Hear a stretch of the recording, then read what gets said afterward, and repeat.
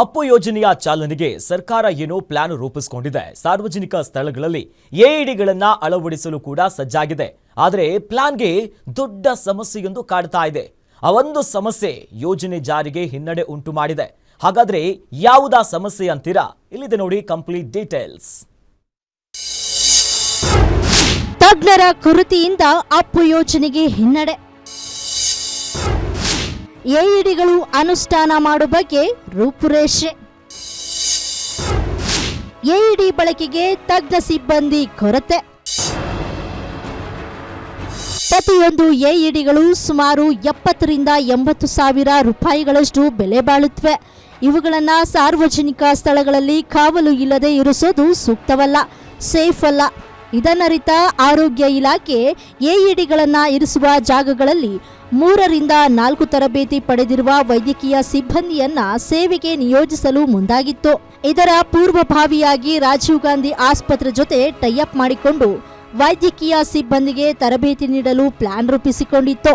ತರಬೇತಿಯಲ್ಲಿ ಸಂಪೂರ್ಣವಾಗಿ ಎಇಡಿ ಬಳಕೆಯ ಮಾಹಿತಿ ಹಾಗೂ ತಂತ್ರಜ್ಞಾನದ ಬಗ್ಗೆ ಅರಿವು ನೀಡಿ ಪ್ರಾಯೋಗಿಕವಾಗಿ ಪರೀಕ್ಷೆಗಳನ್ನು ನಡೆಸುವುದು, ನಂತರ ನುರಿತ ವೈದ್ಯರುಗಳನ್ನ ಎಇಡಿಗಳು ನಿರ್ಮಾಣವಾಗಿರುವ ಜಾಗದಲ್ಲಿ ನೇಮಕ ಮಾಡಿ ಸಾರ್ವಜನಿಕರ ಸೇವೆಗೆ ನಿಯೋಜಿಸಲು ಪ್ಲಾನ್ ಮಾಡಿತ್ತು.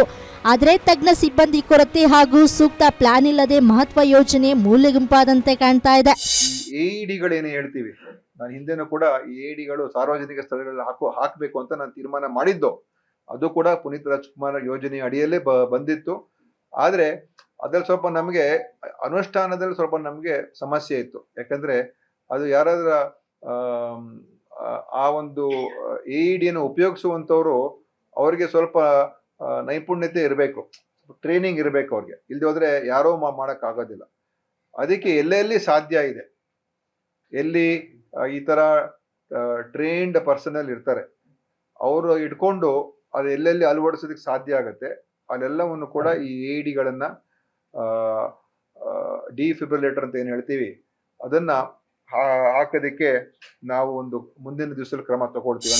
ಒಟ್ನಲ್ಲಿ ಅಪ್ಪು ಯೋಜನೆ ಬಗ್ಗೆ ಆರೋಗ್ಯ ಇಲಾಖೆ ರೂಪುರೇಷೆಗಳನ್ನ ಸಿದ್ಧಪಡಿಸಿಕೊಂಡಿರೋದು ಶ್ಲಾಘನೀಯವೇ.